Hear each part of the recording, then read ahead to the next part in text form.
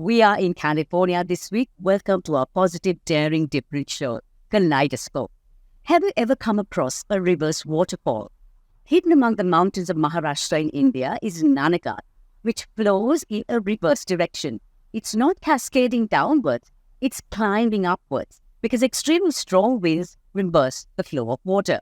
Later on in the show is an advocate who wants education to be looked at gender-wise, a tech innovator who has done a world's first, and an originator with a hearing impairment.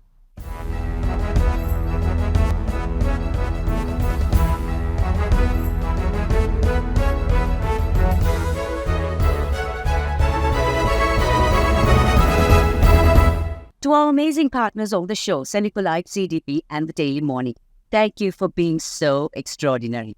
If you like our show, don't forget to subscribe, follow, and like us on Facebook, Instagram, LinkedIn, and YouTube. You can now start a CDB iDeposit digital fixed deposit and experience a range of special benefits from CDB. So we're in California where the sun shines most of the year round. We are looking at CDB snapshot and a quick look at the week that was. The central bank expects over $6 billion from workers' remittances and $2.3 billion from tourism by the end of 2023. Sri Lanka tourism surpasses its 900,000 arrivals milestone this week, with August at a high of 120,000. CBS's equity rose by 575 billion rupees from December 2022 to June 2023.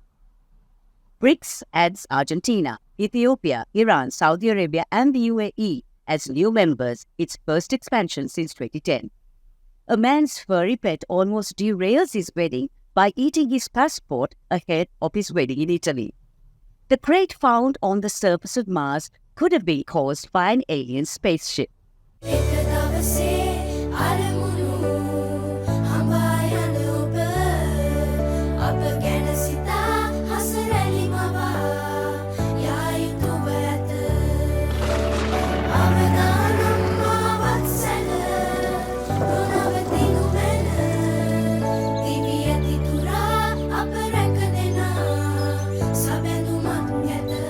You focus on your goals. We will take care of the risks. Srilanka Life.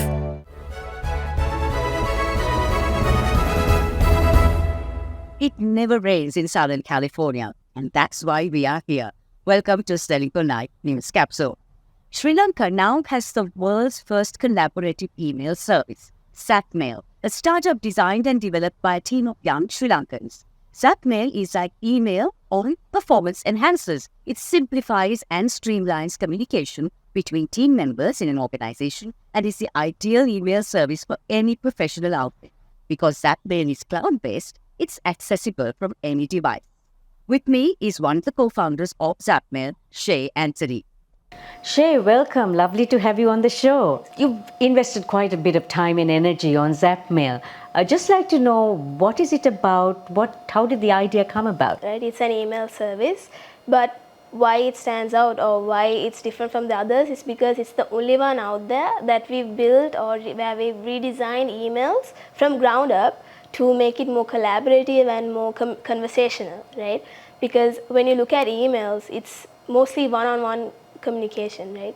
So we had to figure out a way where we can make it work for businesses of today and figure out how we can bring the best of the tools we have like WhatsApp or Slack and bring that easy experience into emails so that people can or the businesses can work better in today's era. For example, if you look at Zapmail, the interface, right? We have, instead of email threads, we have conversations, email conversations where your information threads and emails are organized under contacts. And apart from that, another cool feature that we have in Zapmail is the fact that you can create these collaborative spaces. So generally in traditional emails, you can't do that. You can create groups within the platform itself. But here with Zapmail, you can create something similar to a WhatsApp group and have conversations, share files, brainstorm and do things like that on the app itself. What do you think is your USP? All businesses need an email, right? They need, because it's what represents your company online and it's your digital means of doing formal communication. So Zapmail is that plus the collaborative aspect of things that features that we need when it comes to team communication in today's era. Now you've launched this a few weeks ago. Yeah. What's the response been like? It's a 100% Sri Lankan app, so the support from the community has also been great. And apart from that, in the last couple of days, we got over 100 sign-ups to Zapmail as well. So apart from launching in Sri Lanka, we also have the international community founders giving us feedback and giving us a good review of how Zapmail can actually have an impact and add value to businesses of today's generation as well. So what's next for you? Well, this is just the start for us actually. So we are pretty excited to see how Zapmail can help not just businesses but individuals alike, and see where we can take Zapmail with in the communication era. And now for our market sketch. At the Colombo Stock Exchange, the all-share price index fell by 2%, while the average daily turnover dropped to below 2 billion rupees. Oil prices steadied and moved up slightly to $81.50 per barrel as Hurricane Idalia approached the US Gulf Coast, forcing the closure of some US refineries. At $1,935 per ounce, gold prices neared their highest levels in 3 weeks as the US dollar softened and interest rate hikes by the US Federal Reserve seemed unlikely. The animals at the London Zoo were rather nervous last week as their annual animal weigh-in kicked off. The 14,000 animals were weighed over a span of several days, and every mammal, bird, reptile, fish, and invertebrate was measured from the tallest giraffe to the tiniest tadpole. So what would the world look like without cars? Head on over to the Greek island of Hydra, where cars are banned and people travel on horseback. And what would you do to get the perfect photo? Florian Lepoux stays frozen in the Arctic for 12 hours, waiting for the elusive polar bear to make an appearance. The payoff, some of the most beautiful wildlife photos you've ever seen.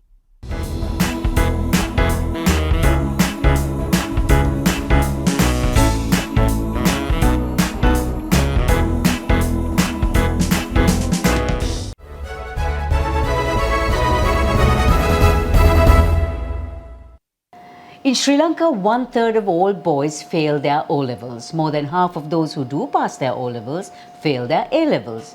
70% of Sri Lankan boys are failures in education by the time they are 19 years old. In state universities, most fields are dominated by women. The boys still dominate STEM, but women are dominating the HEAL fields. That's health, education, administration, and literary. Today on Let's Talk is scientist, conservationist and public policy advocate Rohan Pethiagoda taking on problems with boys' education in Sri Lanka, tracing the problem from adolescence to adulthood, learning deficits and understanding how education ties in with political outcomes, both good and bad. I got to have a chat with him about boys and why they are failing in education in Sri Lanka and what we can do to stop it. Rohan, welcome. Interesting subject to talk about. What exactly is the problem that boys face in education? Well, in Sri Lanka, Savithri, when you look at the statistics, we find that 1/3 of all boys, twice as many as girls, fail the O-levels. The 2/3 that survive the O-level go on to sit the A-level, and there, half of all boys fail. Again, twice as many as girls. So by the time they are adults, fully 2/3 or more of Sri Lankan young men begin their adult life as failures. This is a horrible thing. It doesn't mean just that they don't go to university, because even if you pass your A-levels, the chances are like 1 in 5 that you get into university. That is not the point. The point is the stigma of failure, that you ended your school career rather dismally, having had to go home. 15% of those boys who fail their A-levels fail all 3 subjects, 2.5 times as many as girls. So this gender disparity is something that bothers me, apart from the failure rate on its own. Where does educational disparity actually begin to occur between in boys and girls? So I think it happens in adolescence, that's where it mainly happens, but it also, the international literature suggests that it happens much earlier. Any parent who's got a boy and a girl as children know that the girls are much more precocious than boys. They're a year ahead of boys in terms of development. The problem that boys face is a temperamental problem, that their temperament means that they pay less attention. Because we see this manifesting, for example, in ADHD, attention deficit disorders, 2.5 times more in boys than girls. Language learning difficulties like dyslexia, 2.5 times more. And then you take problems like autism, for example, 4 times higher in boys than in girls. So boys have all these disadvantages which translate into learning disadvantages as they go through childhood. So you've noted also that biological differences between males and females translate to learning difficulties. What made you come to that conclusion? But physiologically, we know that the brains of boys and girls develop in completely different pathways. So just recognizing that fact means that we should conceive it possible that boys and girls deserve different treatment when it comes to education. I know this is a terrible thing to say, but it's a fact.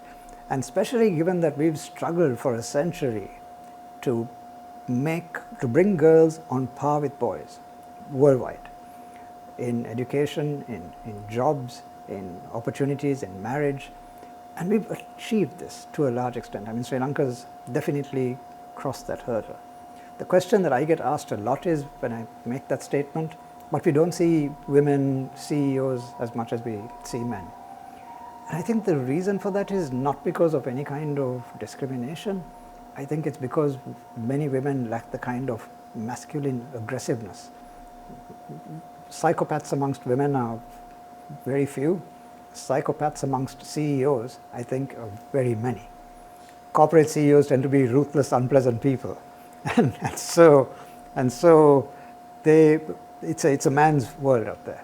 What are the problems that men and boys face that deserve more airtime? University graduation rates in Sri Lanka now 70% to 30% girls versus boys. These translate into influential jobs in every field of society. So the boys are being left behind. Girls don't want to marry, a girl graduate wouldn't want to marry a layabout boy who doesn't have a good job. The ones I'm concerned about are the failures, the ones that are not doing well, the boys. Their life outcomes tend to be terrible. So you need to remember 2 things here. One is, if you go and look in Balikata prison, 95% of the inmates are men. If anyone says that men and women are the same, that is the question I have to ask them. Why are there not more women in prison?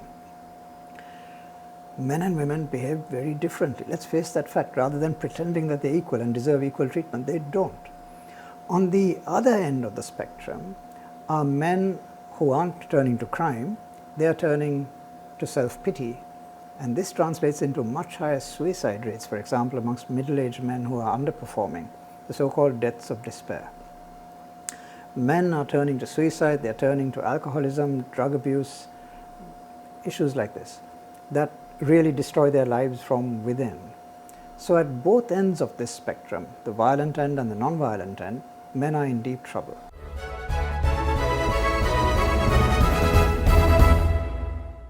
Welcome to Life in 60.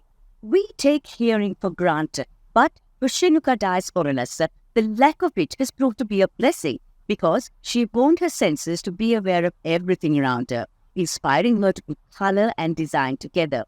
And she has proved that she is up there among the best, given that she works for prime tea exporter Nestle Ceylon as a graphic designer and a manager, seeing her designs showcased around the world. Shinuka's parents, though realizing their daughter was hearing impaired, gave her a regular education, encouraged her to participate in extracurriculars, and was given much encouragement to enjoy everyday activities. From her toddler days, Shinuka penciled, sketched and colored for her own entertainment, drawing whenever and wherever she felt like. She drew on her hands, walls and books. Training at web design company Afro, she completed her higher education in Singapore, qualifying as a graphic designer. Nestle Ceylon gained her expertise. She is responsible for the visual concepts related to packaging, advertisements, brochures, posters, social media, and labels, and even the photo shoots for her products. The stigma on persons with disabilities continues with little awareness about those who lack cognitive abilities. Shinuka has proven beyond doubt that losing one's sense means other senses step up to take that place. Don't give up on your dreams. Work hard and keep improving. And so from California, we bid you adieu. We may be somewhere else next week. See you then.